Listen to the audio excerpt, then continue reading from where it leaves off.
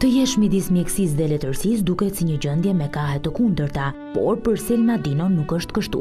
Kjo edhe për faktin se në genet e saj buçon arti. Ajo është mbesa e shkrimtarit të njohur Ali Aslani. Selma Dino, bia e vet me dy prindërve të arsimuar e me kulturë perëndimore, lindi në Tiranë. Ajo zgjodhi mjekësinë, u diplomua në vitin 1979 dhe më pas u specializua për ginekologji. Ishte viti 1991 ku pas ndryshimeve të sistemit, ajo u largua së bashku me bashkëshortin e saj, onkologun e njohur Dr. Dori Mihali, si dhe djalin e tyre të vogël aso kohe, për në Itali. Dino arriti të spikas edhe në vendin fqinj. Baraz vlerësoi diplomën e saj në Universitetin e Mjekësisë dhe Kirurgjisë në Milano, gjë që i dha mundësinë të ushtrojë profesionin e saj të dashur, por pasioni për letërsinë e bëri që paralelisht ta zhvillonte edhe këtë pjesë të saj, duke sjellë për lexuesin shqiptar një tetralogji shumë interesante. Pasdite në kopshtin e shtëpisë piktura dhe pasdite në kopshtin e shtëpisë muri, i ndarë në dy vëllime. Është pjesa e dytë e sagës, e cila ka filluar në pjesën e parë me piktura dhe do të vijojë më pas me Gjordani dhe kthimi në kopsht. Një mjeke me një shpirt të pasur artistik, e cila do të zbulojë në studio si erdhi në dritë botimi, frymëzimi për ta krijuar atë, si dhe për kraja e bashkëshortit të saj të ndjer, Dori Mihali.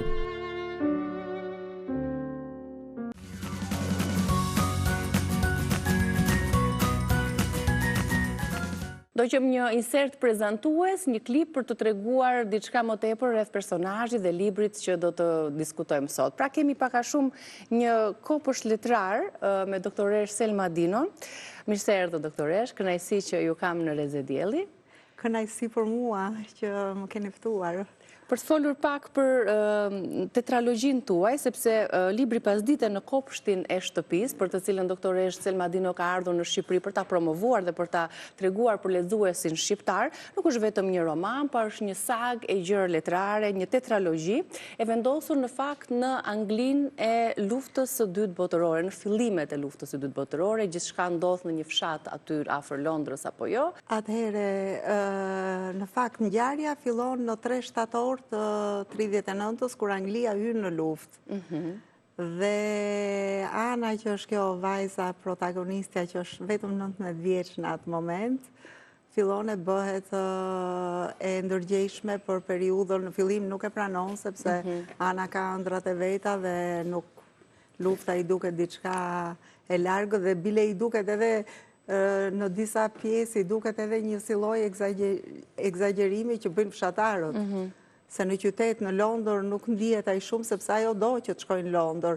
Është mësuar kështu me këtë jetën e vet të lëvizshme, ndërsa i jati ka frikë, se i jati e ka jetuar luftën e parë botërore, e di që është lufta. Çfarë do të ndodhë, e di çfarë ëndra mbeten në mes, e di se çdo me të thjesht në luftë.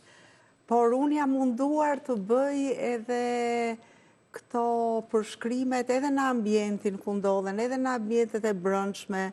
Kjo më ka ardhur nga librat që kam lexuar, nga librat se në atë kohë në rinin time, me këto mbaheshim, me shkrimtarët, sidomos me shkrimtarët anglez, se shkrimtarët anglez kishin diçka më shumë dritë, kurse francezët për shembull ishin më të errët.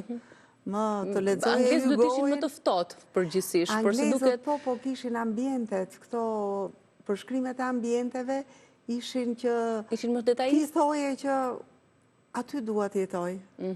Aq bukur e përshkruanin me detaj dhe me imtësi ambientin, John Goldsworthy e saga e Forsajve, për shembull. Apo Charles Dickens. Ose Charles Dickensi, që është çik më mbrapa. Më mbrapa. Kështu që ju jeni, pavarësisht se jeta juaj ka qenë mes Shqipërisë dhe Italisë, ju e shkruani një libër sikur të kishit jetuar në Angli. Pse pikërisht zgjodhët këtë periudhë, fillimin e luftës së dytë botërore?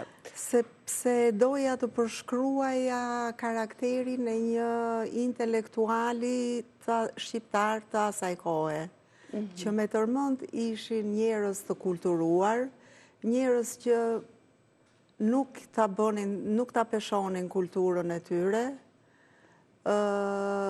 që nuk kishin, kështu i kam parë unë të paktën, nuk kishin mblefe, nuk kishin inate. Këto dy karaktere që janë ndërtuar mes Anës dhe Berlatit, se mes dy këtyre personazheve është e gjithë historia bazë dhe kopshti që është një metaforë shumë e bukur. janë personazhe të cilët ju keni njohur në jetën reale, apo janë personazhe të cilat i keni krijuar, karaktere të cilat keni marr pak nga të gjithë dhe ja keni veshur këtyre personazheve? Njeriu merr nga jeta pak nga të gjithë, po këta janë të gjithë personazh të trilluar. Janë të trilluar, Ferlati është ai që mbron, si të thuash atë, në disa pika, mbron atë të qenit shqiptar, siç jemi ne shqiptarët që kur jemi jashtë, kur jemi në vendin tonë, e shajmë vendin. Kur jemi jashtë, bëhemi më patriot, po thoni. Pastaj e duam më shumë. Kush guxon të na i shaj të tregoj. Çfarë simbolizon kopshti dhe pse zgjodhet këtë titull?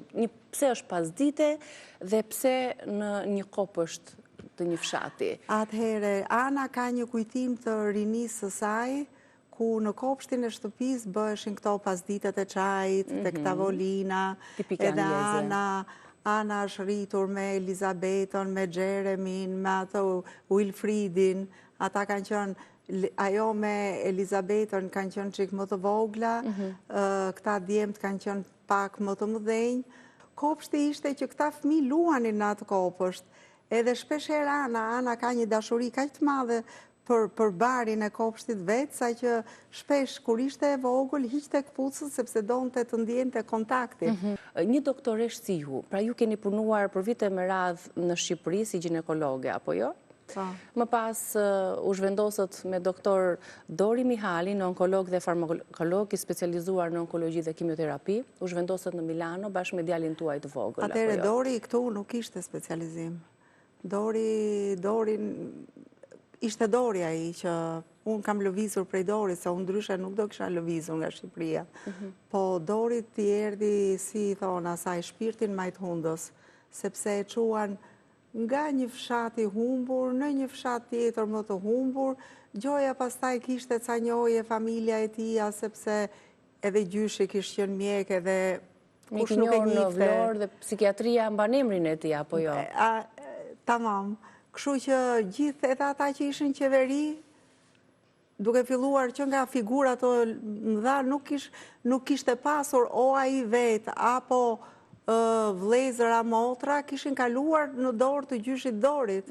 Kështu që Dori vajti një ditë në ministri dhe i kërkoi personit që ishte një ndër këto figurat e atëhershme, dhe ajo sikur po e sillte në Tiranë, po ku e çoi? Mbrapa Dajtit. Aty pastaj i thash Dori, dëgjoj e mirë, Burizani thash, se mbrapa Dajtit unë kisha shkuar me një mision, një lloj kontrolli që bënin për smundjet e lëkurës. Mbrapa Dajtit ishte sikur t'ishe jo pranë Tiranës, po ta kishe Tiranën vite dritë larg. Kjo detyroi pikërisht dhe Dori aty kur filluan këto lëvizjet më tha mua, shiko, tha unë do iki. Në 91-shin, në? Në 91-shin, dhe atje pastaj duke sigurisht që do punonim, se do hanim, kishim dhe një fëmijë. Pastaj Dori bëri Dori pari atë barazimin e diplomës, se nuk na njihej, ne morëm programet këtu, po jo vetëm ne, bën shumë shqiptarë në atë kohë. Po pastaj Dori u fut dhe specializimit, mori pjesë në disa konkurse, fitoi në 2 konkurse, i fitoi, pastaj s'dinte këtë merte, i thash merr këtë kemioterapinë, se është më mirë, i vlen më shumë, do kesh më shumë pacient. Ndërkohë ju vazhduat punën si ginekologe apo? Jo, unë vazhdova punën si mjeke e përgjithshme dhe pastaj duke punuar më tepër me pleqës, kam këtë si punë certifikate, si të thuash, të gjeriatrisë. Si kanë qenë ato vitet e para për ju? Shumë e vështirë, shumë të vështira kanë qenë. Ne kemi filluar të jetojmë mbas 15 vjet, filluam që shiko se ka edhe, mund të shkojmë të shikojmë edhe një qytet jashtë, mund të bëjmë edhe një udhëtim, por neve nuk ekzistonin këto gjëra. Po, kemi vuajtur. Në momentin që ju arritët gjithçka, pra të kishit punën, të kishit të ardhura, të rritnit djalin tuaj të vetëm apo jo, ndodhi ajo që nuk e prisnit, sëmundja e doktor Dorit. Si erdhi kjo sëmundje që e mori kaq shpejt? Ishte si duket forma Forma e smundjes që ishte forma dhe pastaj unë them edhe ai një çik ishte nga natyra pesimist. Kurse isha unë ajo pjesa që e mbaja. Kur thoni pesimist, ishte për shkak të profesionit duke kaluar shumë pacient në me këto smundje dhe e dinte dhe kur u operua pastaj tha të shikojmë tha sa do zgjasi kjo periudhë paqeje. Ta hoqën smundjen, i thashun, ta hoqën, nuk e ke më. Do bësh kemioterapi, që ta frenosh, që nëse ka shpëtuar në një qeliz, edhe mbaron kjo punë. Po ai e dinte si duket, e dinte më mirë se unë, që sigurisht e dinte më mirë se unë, por që faktikisht doli si që mendoja ai dhe jo si që mendoja unë. Ka ikur një mbështetje madhe, sepse doktor Dori ishte ai që të shtynte edhe për të shkruar, apo jo? Madje ai ka qenë iniciatori që se një gjest i vogël, një dhuratë e vogël, siç ishte makina e shkrimit që ju e keni rrëfyer, të ka nxitur dhe të shkruash. Ajo ka qenë shumë përpara, mund të ketë qenë viti 93, kishim pak që ishim në Itali. Edhe kishim blerë këto kasetat e Agatha Christit. Ati se kush i kishte dhuruar këtë makinën e shkrimit, dhe mua më pëlqente ajo makina e shkrimit. Më lë një bilet në mëngjes dhe thotë këtë po ja lë shkrimtares. Agatha Christi. Kot fare, se unë as 2 fjalë s'kisha hedhur në letër. Edhe pa jo mbaroj. Po e morët seriozisht gjithsesi, nuk e morët si një shaka. Jo, nuk e mora, e mora si shaka, qesha, pastaj nuk e di se ku përfundoja ajo makina e shkrimit, mbasi ndruam disa shtëpi në Milano. Pra nuk fillua të shkruanit te kjo makina e shkrimit, por në kompjuter. Jo, pastaj na erdhi kompjuterin në 95-ën, 96-ën, kemi qenë ndër të parët që kemi marrë kompjuter në atë kohë, se Dori ishte i apasionuar pas tyre gjërave. Teknologjisë. Megjithatë intensitet pune, ngarkesë, ritëm, mjek, të cilët orar pa orar duhet të jenë në turnin e tyre, kur shkruanit ju, doktoresh Selma? Unë e gjeja kohën, sepse kur ke një gjë që të apasionon, e gjen gjithmonë kohën edhe ulesh, edhe vazhdon atë që ke në mend. Po e merja me vete atë laptopin, edhe kur kisha turnet e natës. Në punë? Në punë, se thoja që ndër një telefonat dhe tjetrës, ose ndonjëherë ishin ato... Po ngjarja ishte në mendje dhe ju e gjeni një hapësirë për ta shkruar. Po ishin dhe ato kërkesat që duhet të ngrihesh dhe dikja te shtëpia e Cmurit, se nuk që thjesht çështja e lehtë. A ishte doktor Dori bashkëshorti juaj, ai që lexonte i pari, çfarë ju shkruanit në kompjuter? Si reagonte, çfarë këshilla t'i jepte, meqense ishte lexuesi i parë gjithmonë shpërshtypja e parë? Atëre librin unë e solla këtu me PDF-e, e solla këtij kushuririt tim djalit Dajës, Ardian Aslanit, se dhe ai është një njohës i mirë i do ta zbulojmë dhe këtë pjesë që doktoresh Selma Dino është mbesa e drejt për drejt e poetit të madh të mirënjohur, adhetarit të madh Ali Aslanit, poetit vlonjat. Kështu që është më se kuptueshme nga vjen ky dell në të shkruar apo jo, krahas profesionit tuaj si mjeke. Ardiani e lexoj librin, e lexoj mirë, po duke qenë edhe ai, sa ai është disa vjet më i ri se unë, po prap themi që është kjo gjenerata jonë. Ai vajti dhe e printoi. Jo vetëm që e printoi, po e lidhi, bëri dhe ca kopertina. Dhe na solli një kopje, bëri 2 kopje. Një kopje e ka vetë, e ka akoma në shtëpi. Një kopje e kam unë në Milano, ku Dori e lexoi letër edhe Dori. Edhe Dori e ka lexuar të gjithë librin. Sigurisht më bënte vërejtjet e tia, do me thënë, unë këtyre njerëzve ju trombesha, nuk i trombesha shtëpis botuse, as një qik. Këtyre njerëzve të mi që kritika e tyre ose më ngazollonte, kur ishte e mirë, kur ishte e keqe, sigurisht më... Personazhi kryesor, Perlati, ka shumë pak ose ka pak nga karakteri i Dorit. Apo jo, pse keni dashur që ta fshihni Dorin bashkëshortin tuaj në një personazh të tillë? Po të vjen natyrshëm ajo se kur ndërton një personazh, një karakter, do t'i japësh ca veti të një personi që ke aty afër. Vjen natyrshëm, nuk e di.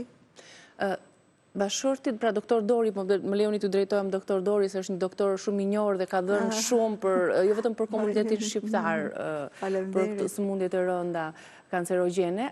Ishte ai që bëri kopertinën e librit tuaj, ja besuat ta bënte kopertinën këtë të pikturës, apo jo, dhe kopertinën e dytë muri. Edhe murin, ai e ka bërë. Të dyja kopertinat janë të menduara dhe të skicuara prej tij. Më trego pak për atë moment, kur ai vendosi, pasi kishte lexuar librin, të bënte kopertinën e tij. Atëherë, kjo ka ndodhur në dhjetor të... Kjo ka ndodhur në fund të 22-shit, në fund të 21-shit. Ku doktor Dori ishte mirë me shëndet? Jo, nuk që mirë, ishte operuar. Ishte operuar. Edhe... Ndërkohë ishte dhe libri im që po dilte.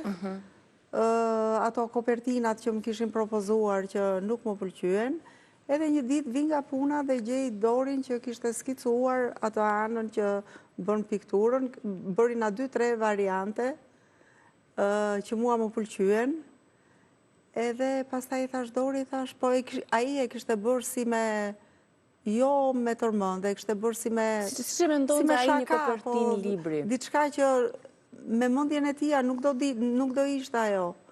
Unë me njerë u dashurova, mbas asaj tash Dori kjo do jetë.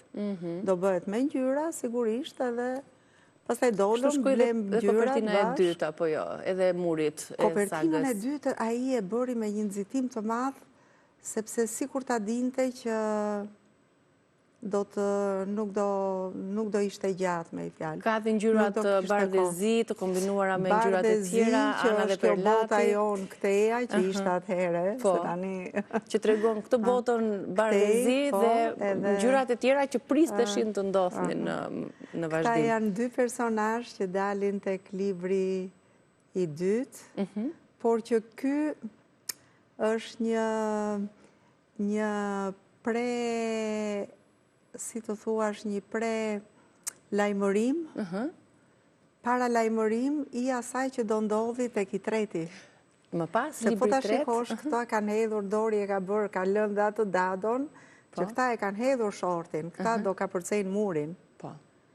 Dhe ka dali tillë që do ka bëhet, çfarë të bëhet, këta do largoheshin. Këta do ikin. Ndërsa tek libri tret, më pas, kopertinën ja besuat djalit tuaj, si një vazhdim edhe trashëgimi i sagës edhe tetralogjisë familjare. Janë 4 vëllime të tilla, një rrëfim jashtëzakonshëm.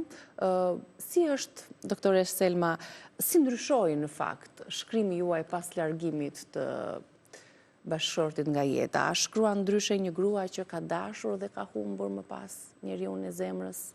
Si ka ndryshuar të shkruarit tuaj? A është po e njëjta? Po librin unë e kisha shkruar. Të 4. Të 4-ta janë të mbaruara. Kështu që unë tani kam për të bërë disa, si të thuar, ca ritokime, ca gjëra, ca furça të vogla, ca sfumatura, po ngjarja është ajo. Edhe Dori kishte edhe një personazh të dashur të në këtë libër. Ndër këta një sigurisht personazh dytësor, por që i pëlqente ajo plaka. Plaka e pyllit, që është një personazh pak fantastik.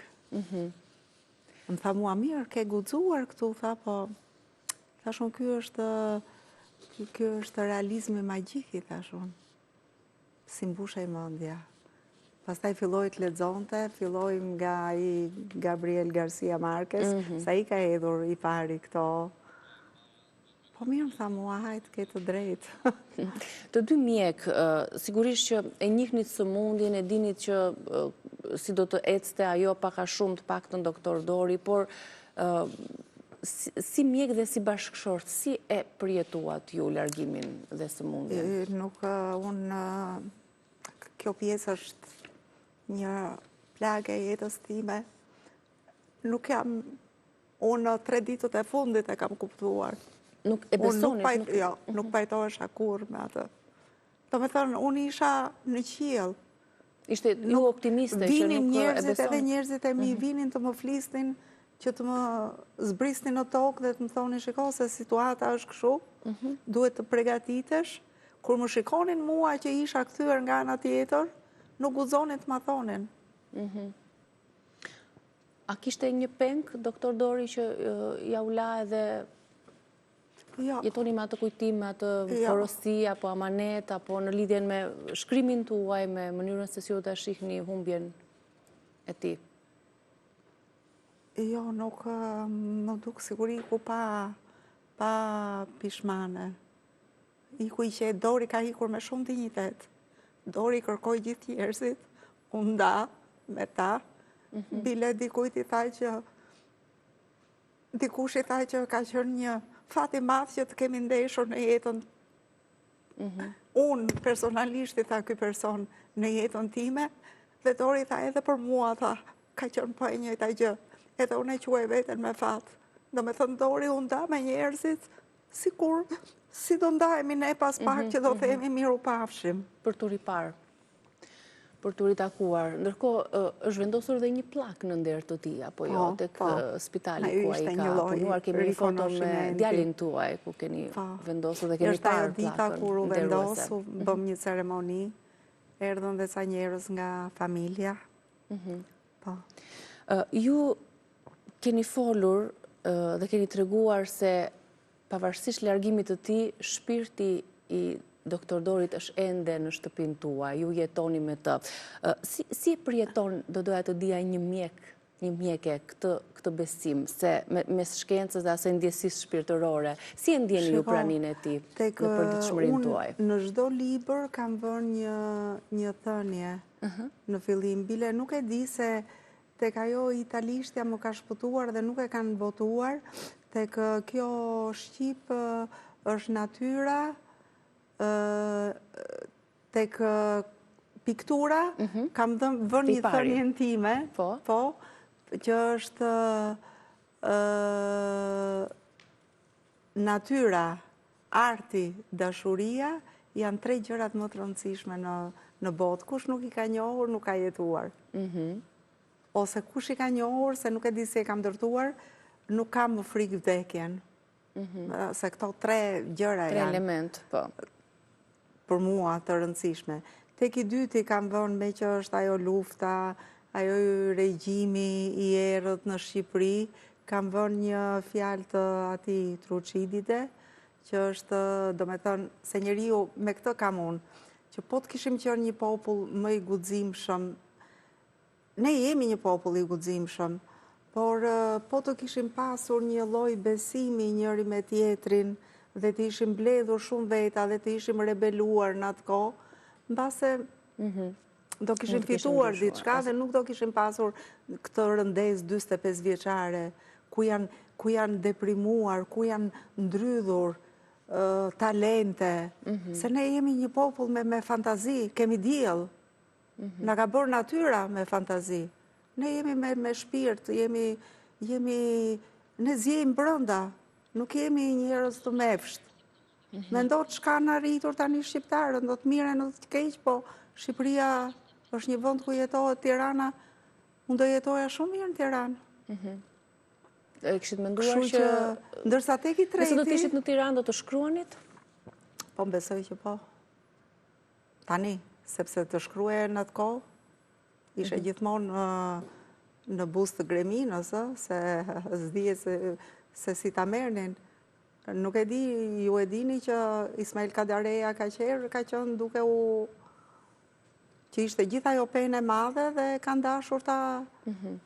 Për shkak mendimet dhe... Ismail Kadareja ka guxuar në atë kohë. Po pra, për mendimet dhe guximin e tij. Ka qenë i vetmi që ka guxuar në atë kohë. Le të thonë të tjerë shkrimtarët e tjerë, asnjëri. Të gjithë kanë shkruar pro regjimit. Ai ka shkruar pro regjimit, por ama për një sy më të zhvilluar. Dhe desha të thoja këtë, sepse ta bëra këtë, për te libri i tretë kam shkruar që ajo surrealja është me atë atmosferën e vetë tepër reale na rrethon, ose surrealja është ajo pjesë e jetës që nuk e kemi akoma zbuluar. Do të shkëputemi për pak publicitet dhe do të vjojmë bisedën tonë vetëm pas pak, kështu që qëndroni dhe ju. Patjetër.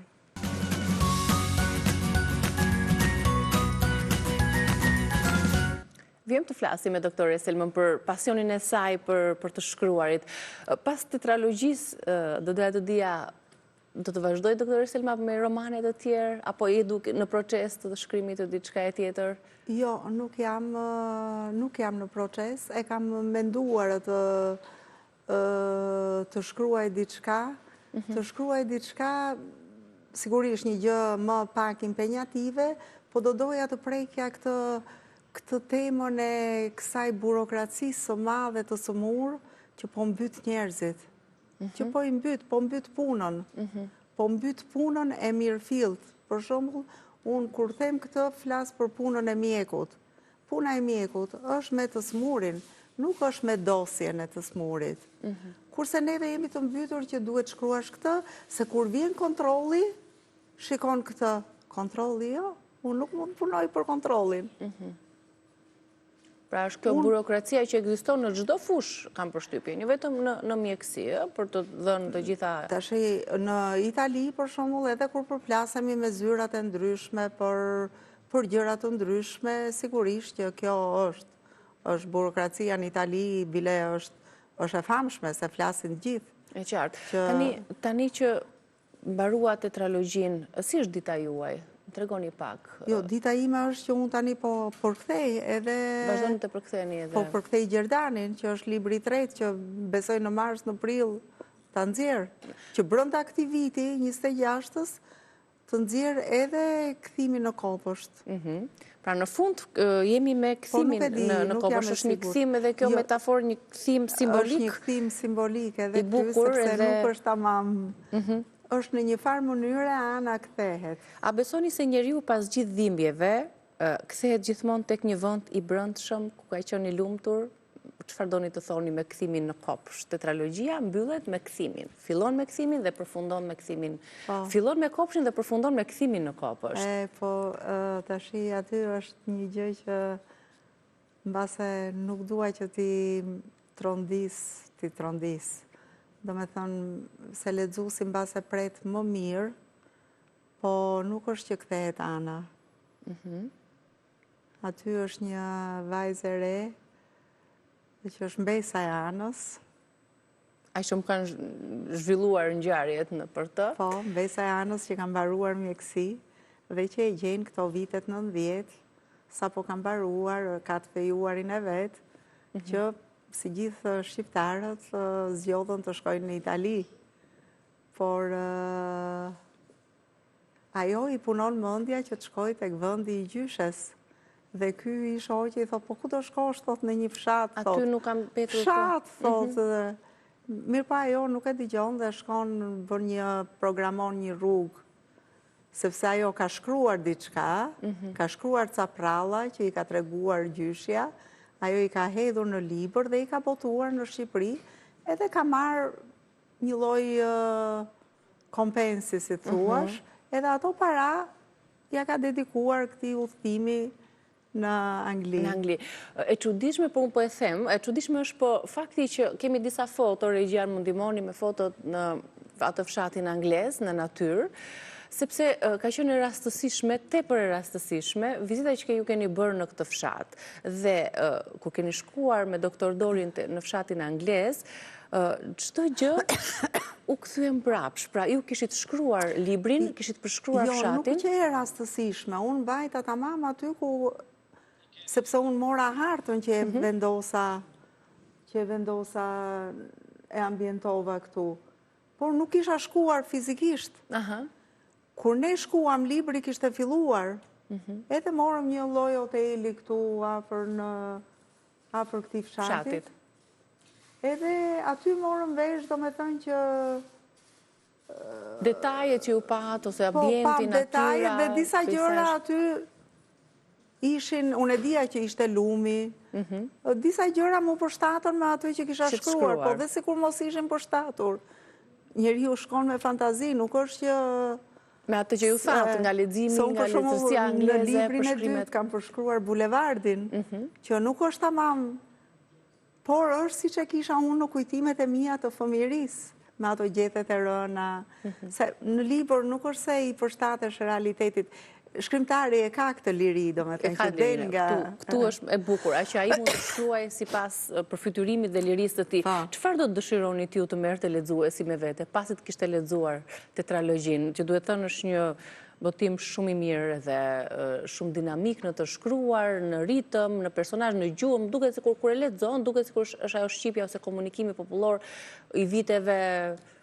Po mbase sepse unë... 60 ndoshta. Po, se mbase unë kam vetur me atë gjuhë, por edhe me qëllim e kam përdorur, sepse më pëlqen shumë ajo gjuha e popullit, e cila sikur të mbështjell, ndërsa gjuha e sotshme është pak e vrazhtë, është pak me cepa. E huazuar ndryrë. Që ajo që tani në Shqipëri thuhen përshëndetje.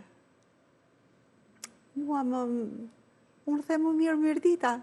Unë bile dhe letrat akoma, dhe letrat që bëj me mail, letrat qofte dhe zyrtare, e filloj me mirë dita, edhe në italisht, edhe ose e mbyll poshtë ditë të mbar, apo... Me shqipen tonë të bukur, të pastër dhe të... Sepse shqipja është një gjuhë shumë e bukur, sa që unë, duke shkruar këtë libër, kam menduar që një miku tim italian më vjen keq që nuk mund t'ja them dot, shiko sa e bukur është kjo fraza jonë në Shqip, sepse ai nuk e kupton dot. Qartë. Fjala kuvend, për shembull. Fjala kuvend, se e kam përshkruar diku, është e libri i tretë ai.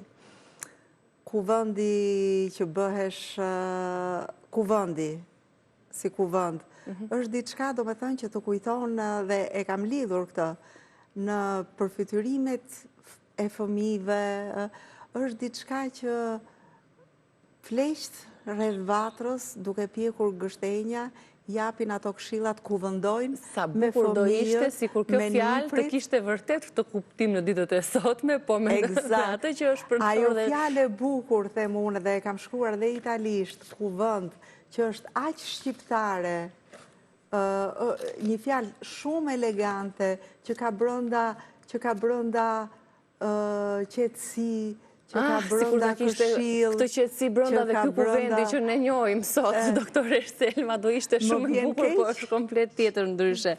Unë ju falenderoj për bisedën dhe për praninë tuaj në Rezedieli, shumë suksese. Faleminderit. Qëndroni e fort edhe të shkruani akoma më tepër, edhe tetralogji të tjera dhe romane të tjera, se vërtet shkruani shumë bukur. Faleminderit që e përcollët në Rezen tonë. Faleminderit juve që më ftuat. Gjithë të mirat, faleminderit publikut që na kanë ndjekur. Kudo mund ta blejnë librin, në çdo librari është tashmë? Këtë nuk e di, po te libraria Babel gjendet e gjithë saga, pra të katra vëllimet. Piramidës.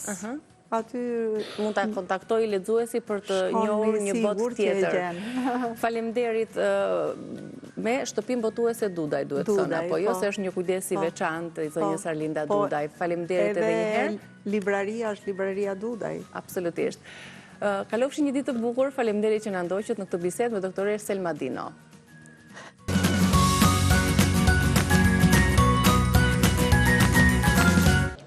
Jemi rikthyer në pjesën e fundit të gatimeve tona, të hapësirës së gatimit, për të kaluar më pas në bisedën që kemi zgjedhur të diskutojmë sot. Çfarë është receta përpara se të kalojmë te ajo? Do të kemi një ëmbëlsirë me niseshte dhe me bajame, që mund ta quajmë hall. Diçka të ëmbël kur na shkon mendja për diçka të ëmbël, që na bën alarmi. Atëra,